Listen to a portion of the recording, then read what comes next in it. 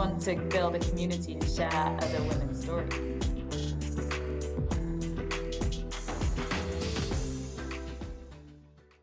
Hi, everyone, and welcome to Tea with TE, the She Who Leads series. Today, I'm very excited. We have Ashley Crandall with us. She is the CFO of the Americas region at Capgemini.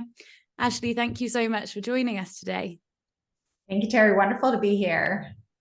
We're so excited to have you on, and I know that you've got a really interesting story in terms of talking about female empowerment, but also the journey that you've been on to get you to where you are today. So would love to just start by giving everybody a bit of an introduction, if possible. Do you mind sharing a bit of background on your career to date and how you've got to where you are?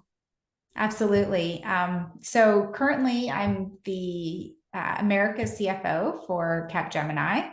And Capgemini is a technology services company partnering to help bring company solutions. I've been here almost 2 years, and TE actually helped bring that connection together. So it was a really great experience for me. And thus far, I've been very happy with Capgemini. It's a great company.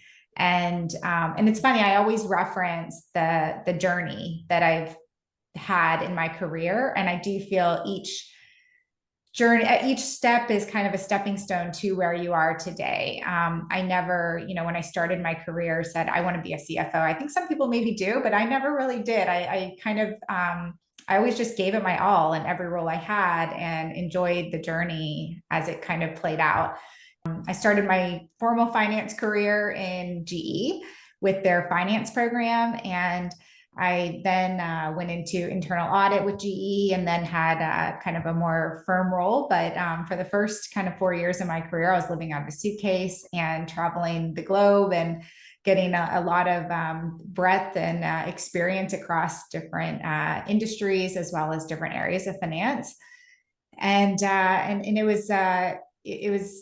was a great company, a great place to learn, and a kind of melting pot of good ideas and different backgrounds. So that was a really, really fun and place to be young in my career.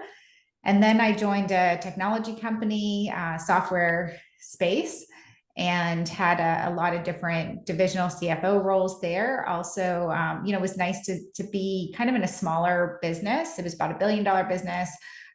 So really, kind of a bigger fish in a smaller pond, I guess you could say, versus GE. And that afforded me a lot of opportunities to really dig in and kind of have a bigger pulse on a lot of areas.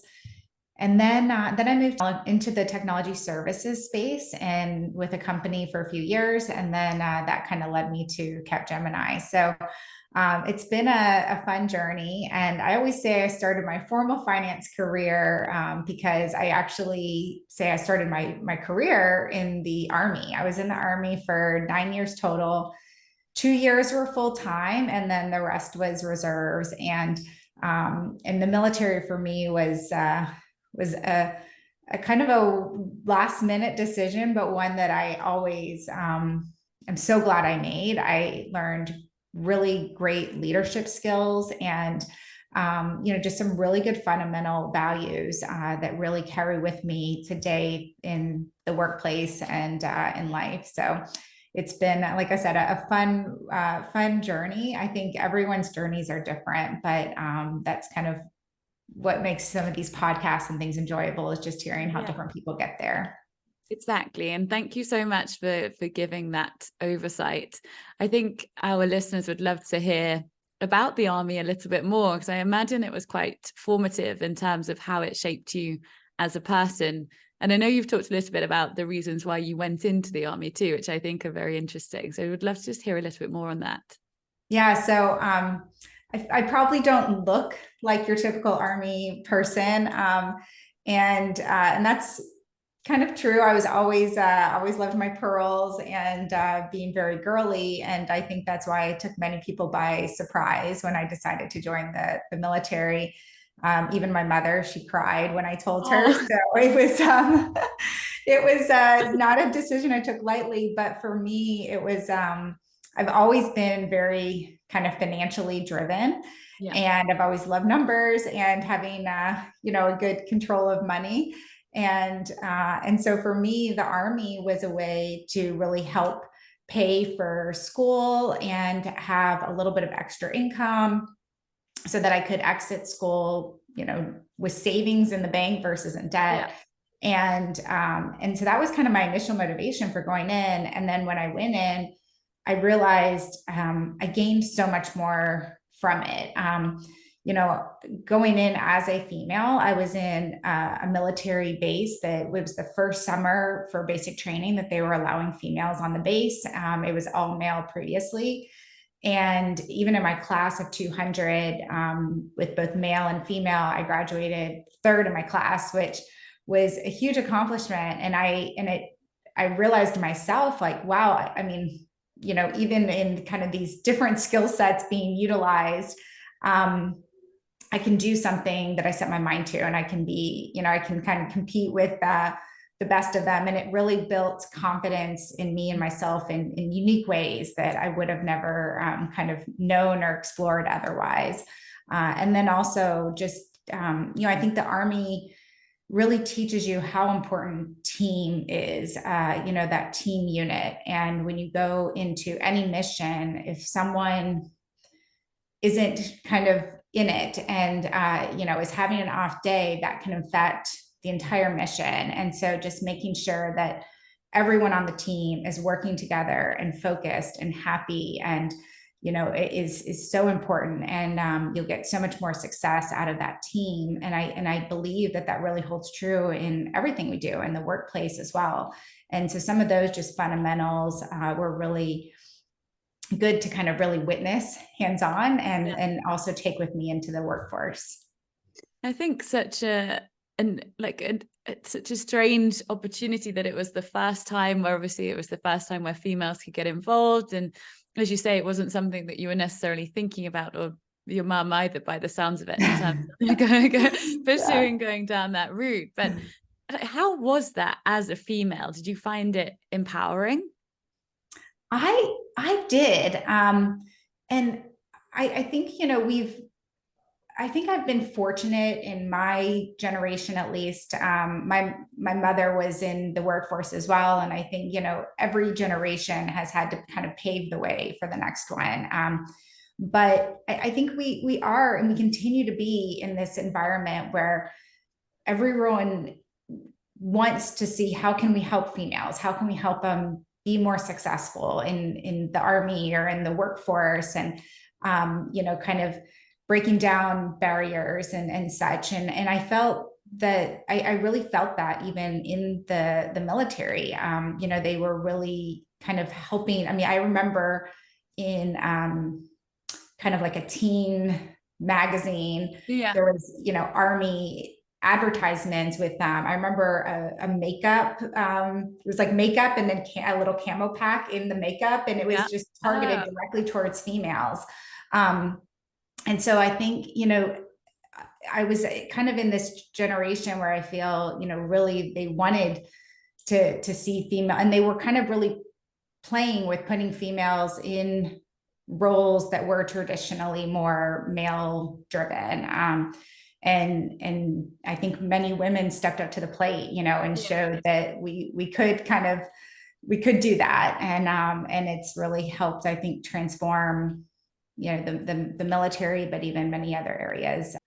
And was there part of you during that process that thought, this is the first time that women are able to be part of this, that I really want to show them that we are equal? Because obviously you did come third, so there must have been some competitive streak in I think I'm just competitive in general. And and like I said, I don't know. I mean, maybe it's that imposter syndrome that people talk about a lot, where, whenever I go into something new, I always have a little bit of self-doubt in the back of my mind. I know I shouldn't, but, going into the Army, I mean, I had never picked up a weapon. I had never, competed against men for many physical tasks, as well as even some tasks that are just under pressure, and so, I mean, even putting on, how fast you can put on a gas mask when you're really in a room where they're pumping, tear gas into it. there's just so many situations where, you know, you're kind of put into unique situations that you haven't been in before. And that really, you know, so I think for me, I always kind of take it one step at a time. And I do have this underlying competitive nature. Yeah. But, you know, that doesn't take away from the fact that, yes, I go into it a little, you know, kind of nervous, if you will, Yeah, but also know that, you know, I think each of these experiences, when you step outside of your comfort zone, and then you prove to yourself, I can do this, I got this. Then it builds more confidence along the way to then add to that next step, right? And every time I go into something now, I don't have that. I don't get quite as nervous anymore because I've been there, if you will. Like, last time I thought this was going to be really hard, and I did it with flying colors. You know, I got this. You know, no one has the skill set 100% for whatever they're going into. I mean, it's rare. You know, you're usually always going to have some gaps. I mean, we are always, as humans, developing and improving, and the world is constantly changing. So we always are having to evolve and keep up. So I think, you know, focusing on what you do have, the strengths that you have going into something, and leveraging those to then kind of fill in the gaps is really the way I've kind of approached things. Yeah, exactly. And do you think from those learnings that there has been, that you have thought more about kind of gender equity and how to create that yourself? Do you think that was helped to drive you into wanting to be more involved in female empowerment and leadership? I think it's something I kind of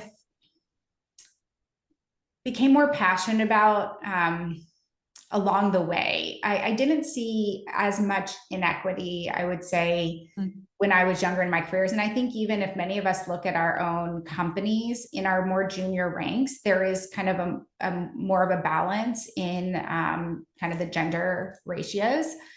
And it's, you know, when you start to get more into the management layers and senior management layers where you see that, you know, that kind of drop off. And so as I started, you know, progressing in my career and seeing that imbalance start to unfold, I started to take more notice and just asking myself why, and trying to figure out, okay, how do we prevent that? How do we help empower females? So it's really trying to figure out how we do better there. And that's what so I would say that kind of passion and interest has evolved over time. It, you know, just based on my experience. Yeah, exactly. And I think, as you say, it's one of those things, as you do climb the career ladder, it is more noticeable if you are the only female in the room. And I think, as you say, it's one of those things that comes with those. It's not the case in a graduate cohort, right? Typically, that is more balanced. Going back then, so obviously you kind of mentioned it, and though you've always had a love for numbers, but did you know that this was always going to be the route? You kind of said at the beginning you didn't think it would be that you were going to be a CFO per se, but what led you down this path?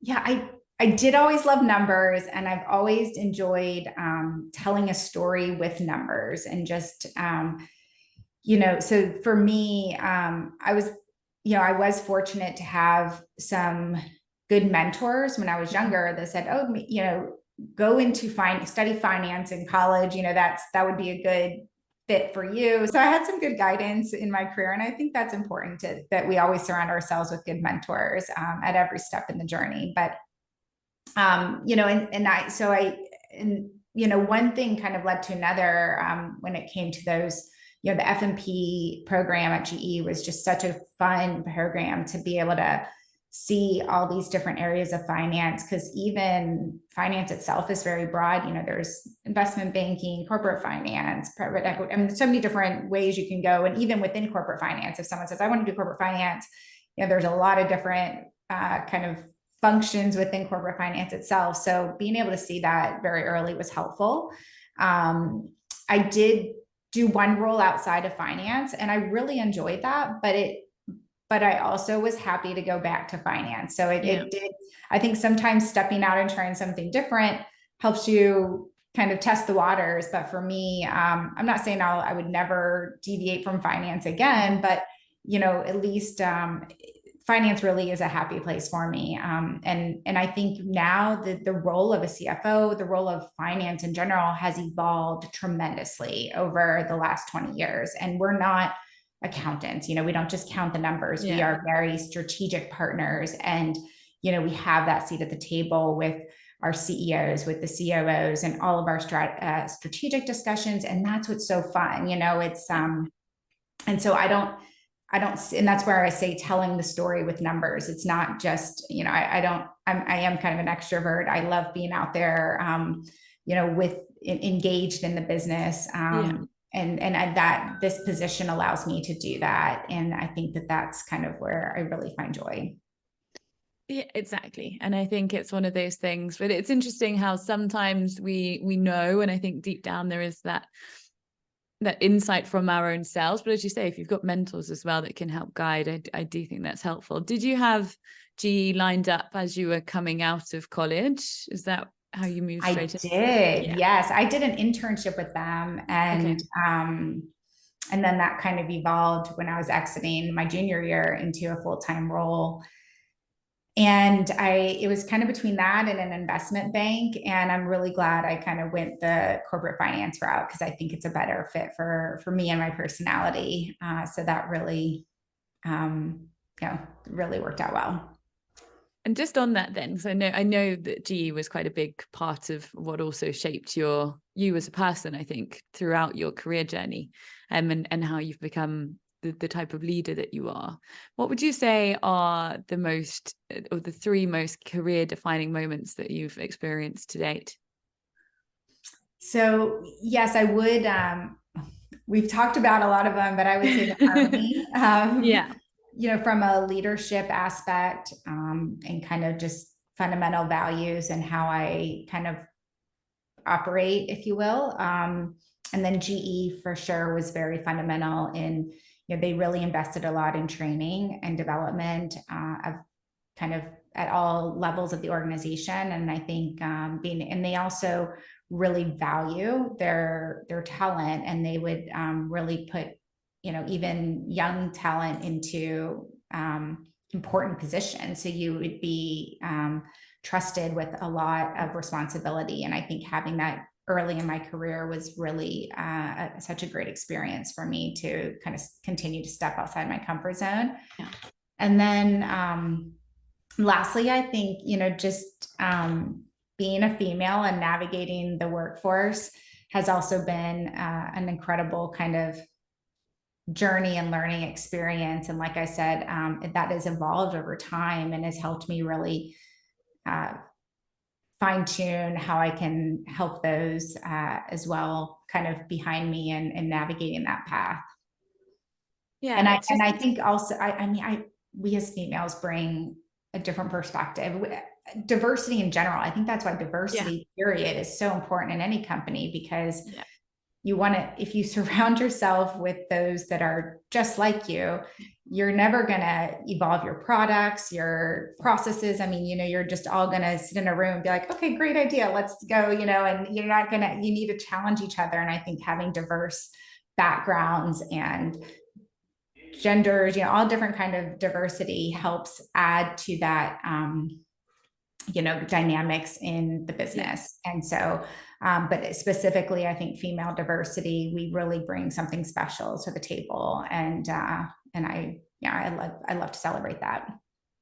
Yeah. And I'm a big cheerleader of that too. So thank you so much for being somebody that takes the baton. I think we don't use it and celebrate it enough. I think we kind of sometimes feel like we don't have the opportunity to create a platform, whereas actually I think we can use it to our advantage, not in a competitive manner, but actually in the fact that we do bring diversity of thought. And hopefully if we can take people on the journey, but as you say, sometimes maybe we don't feel confident enough to speak out to do that. So I think it takes those learnings throughout our careers to get to that point, which obviously you mentioned. Just flipping that on its head and thinking about any obstacles that you've had to face, what would you say that you've had to overcome throughout your career?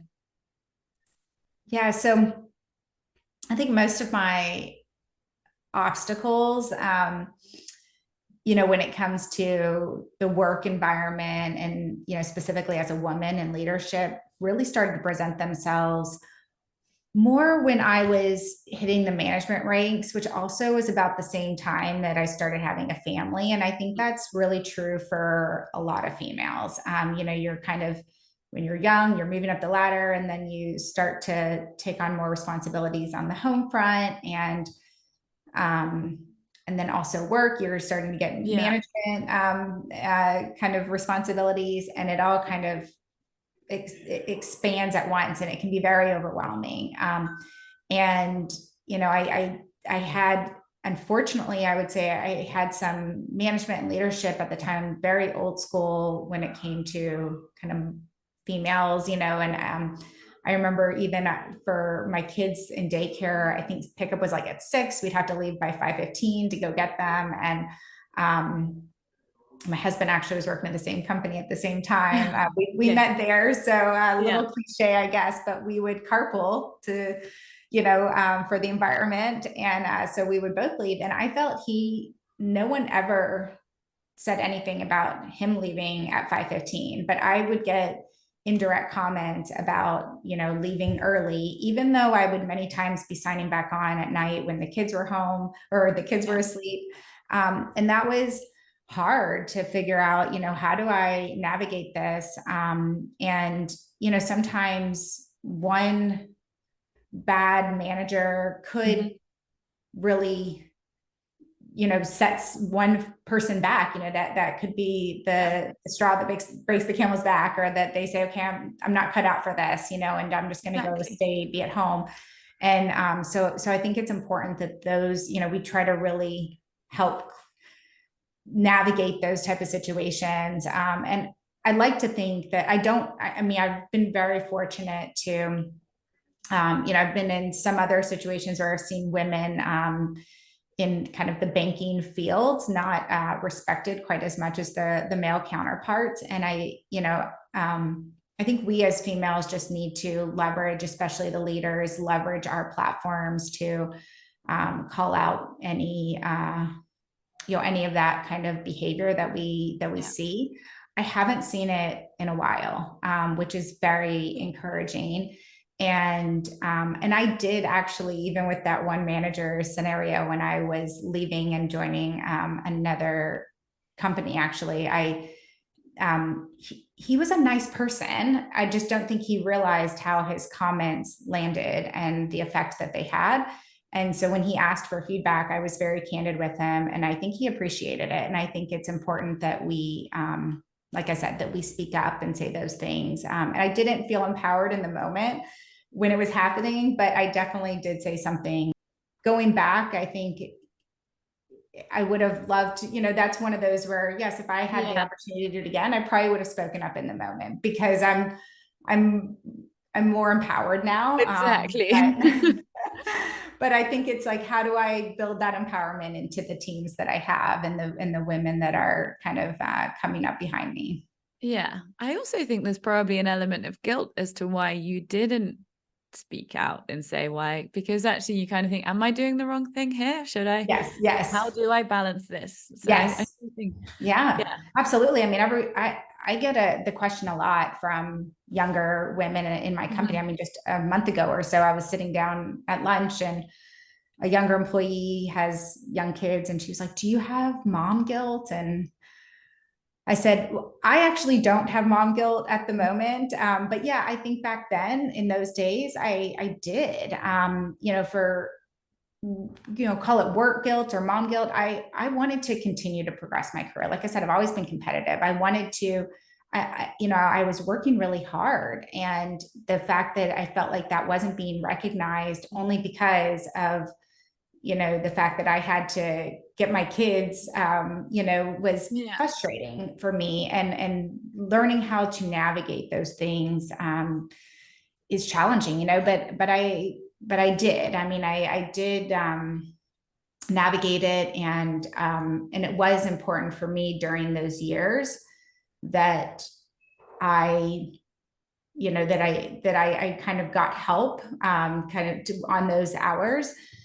so in the evenings, I ended up getting a nanny eventually to kind of help with pickup. And I'm not saying that that's a solution for everyone, but it was helpful for me just to alleviate some of that kind of pressure. It's very stressful with kids when they're hungry and tired as well. So having a little extra help in the evenings after a long day was good too. But yeah, I mean, mom guilt is a real thing, and I think now with my kids being a little bit older and we can talk and communicate, we always stress the importance of quality of time together versus quantity of time together. And I make sure, when I'm traveling, I am always calling them and FaceTime with them. One of my daughters is an avid reader and I love to read too. So we'll pick a book together and we'll kind of do evening book clubs. So just finding ways, even as a working mother, that you can connect with your kids. And like I said, it's more about quality of time versus quantity of time, because the reality of the situation is I just don't have the same quantity of time that maybe some other moms do. And that's okay with me. And I think and hope that my kids will learn to respect that. Yeah, exactly. And I know you touched upon this when you and I caught up, but I think that stems from background, right? You obviously had working mum, and that, I think she was very influential in your life. So maybe do you want to talk a little bit about that? Because I think that's where your female empowerment probably stemmed from. Yeah, absolutely. My mother was, we were kind of an untraditional family growing up because my dad was kind of Mr. Mom, stayed at home, and then my mother worked, and she was an executive at FedEx. So we moved around a lot growing up, and people always say, "Oh, were you a military family?" I said, "No, my mom worked for FedEx, and they moved her around for her job." And there were, many times I was in sports in high school, and my mom was not at every game, and I never was upset about that. And it was funny. Sometimes she would come in for the last quarter of the game, and she would be in her suit, because women had to wear suits, every day back then. And I was so appreciative of the time that she gave, because I knew how hard it was for her to, leave early to attend even that last quarter. So it was never, why wasn't she here for the whole game? It was like, wow, I'm so thankful that she was there for the quarter. Because I think she was always very open with us about, her job and kind of, and I always respected what she did. And I thought it was really cool that, she kind of had that role and was making a difference. And it did empower me and showed me what women can do in the workforce. So I absolutely, kind of attribute my mom as one of my greatest role models. And I hope that one day my kids, my two girls, will kind of feel the same way. Yeah, I'm sure they will. And I also think it's really inspiring that your father was at home and your mum took that role, especially when it probably wasn't as heard of. And I think it wasn't as common. So actually it's quite empowering from your father's side too, to say, actually, I know where my role is, and it's at home with my children. So I just think it's nice that we can create that narrative. And it's one of those things that I think we need to try and solve within organizations at the moment is, why can't people have both? And actually, one of the things today, the traditional mindset is, well, you can't do both. I think it is important to have a supportive partner. And I mean, some women choose to have kids on their own without a partner, but even those, I would say, will need help, whether it's from family or they hire a nanny or of some sorts, but, having help and people that can help take some of that load off, that you trust, is so important. Because otherwise, yes, I do think society expects moms especially to play certain roles, and it's very hard to play all those roles and still be successful in business or in your career. And so having someone that you can help share that traditional role with is really important, I think, to kind of balance it all. As you say, it shouldn't have to be on your own. You obviously you can raise children on your own, but you don't have to try and do everything all at once. And I think that it's something that as women we sometimes struggle to admit as well. Yes. Yeah. Thinking about your personal brand, Ashley, because you really do have a great presence. And I know you're a little bit shocked when I said that to you, but I think anyone who doesn't know you can see that you do. So how have you gone about creating that? And obviously, as you've talked about, kind of your female empowerment piece has come along the way, but how can more people advocate for equity within the workplace?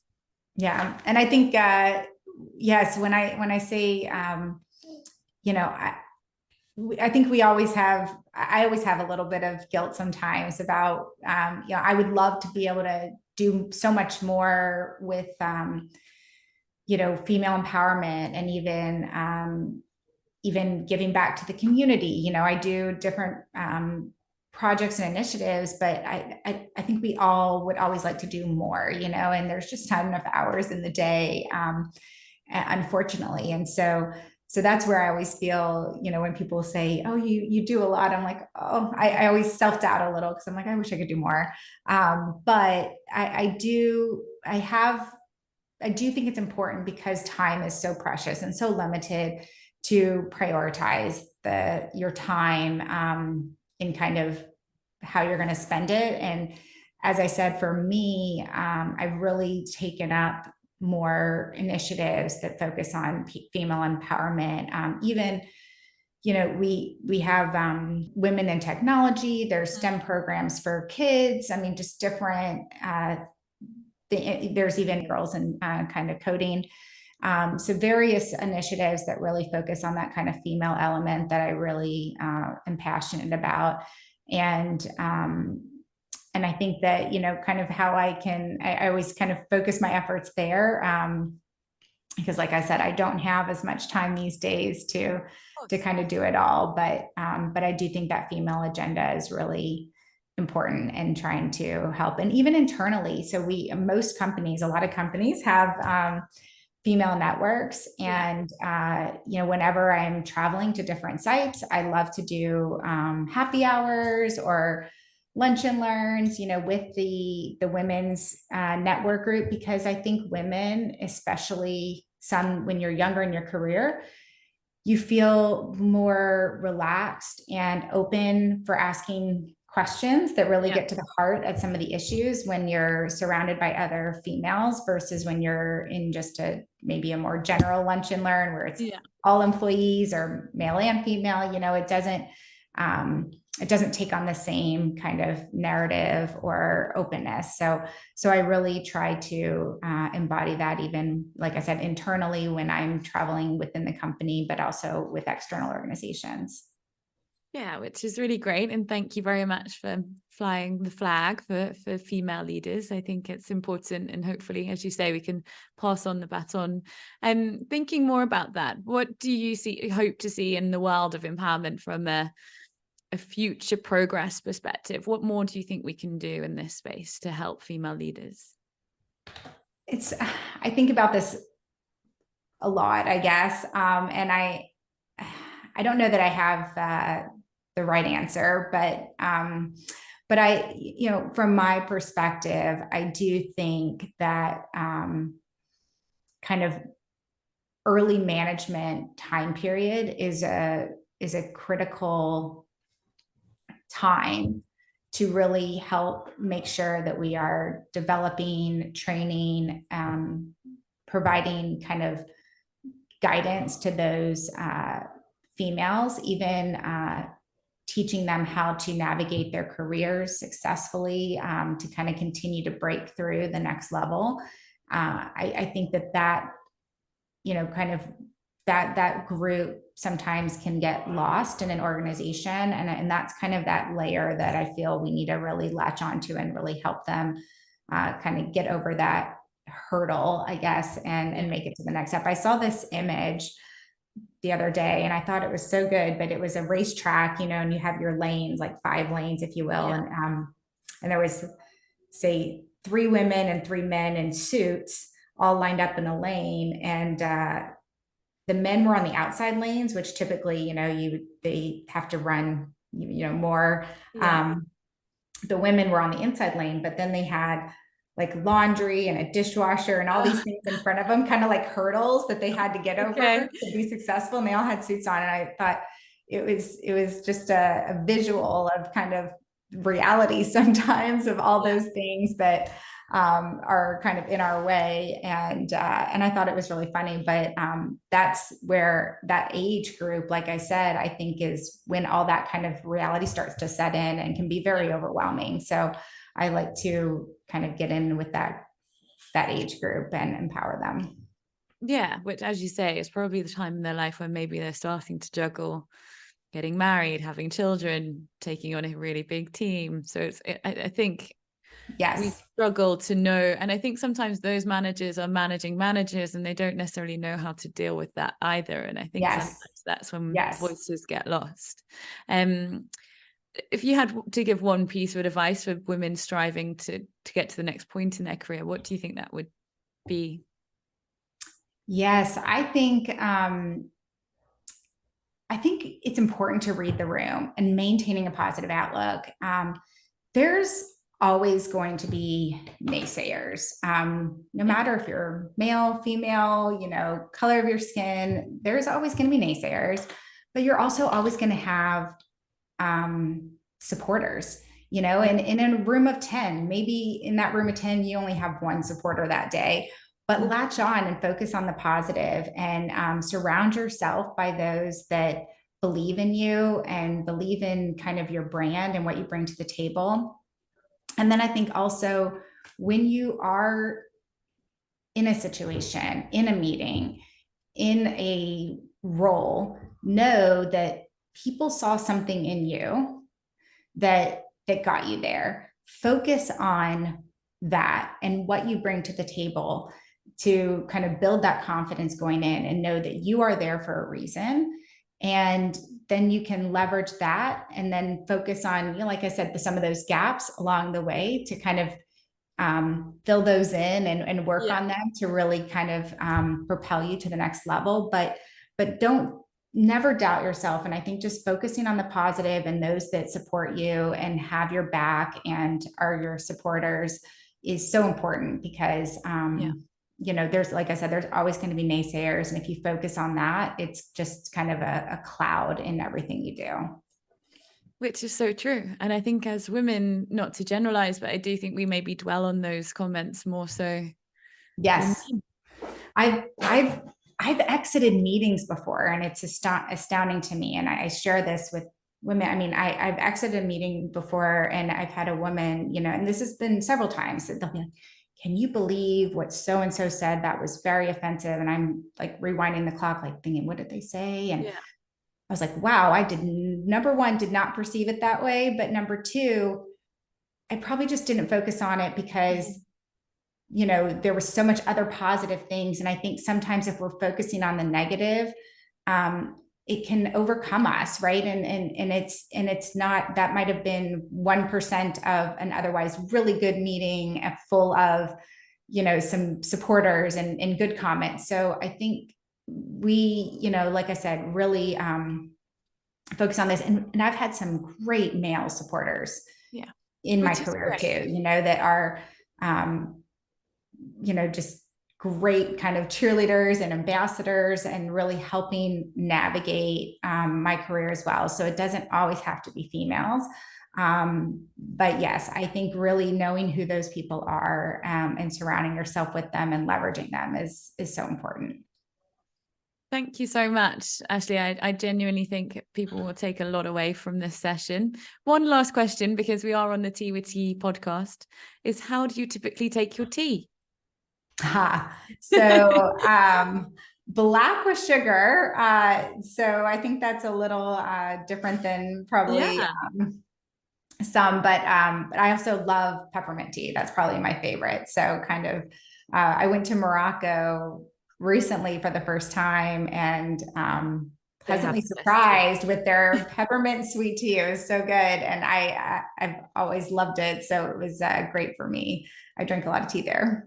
Yes, it's definitely one of the best places for tea. I keep going back and maybe it's because of the tea. Yeah. Thank you so much for joining us. It was a really informative session. There's so much that people can take away from this. So really appreciate you joining us. And thank you. Thank you, Terri. It was absolutely a pleasure. Thank you.